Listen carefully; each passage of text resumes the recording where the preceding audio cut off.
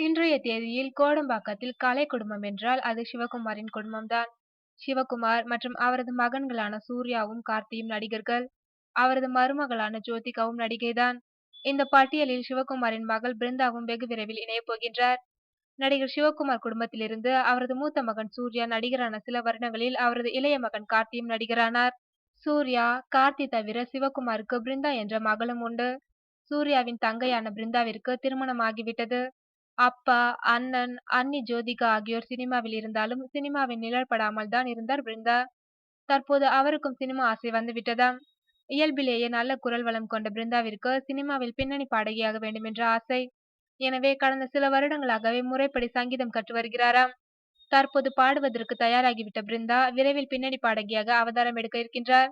24 படம் சம்பந்தமாக ஏ.ஆர். ரகுமானை சந்தித்த போது அவரிடம் தங்கையை பற்றி சொன்ன சூர்யா, பிருந்தா பாடிய சீடியையும் கொடுத்துள்ளதாக ஒரு தகவல் அடிபடுகிறது.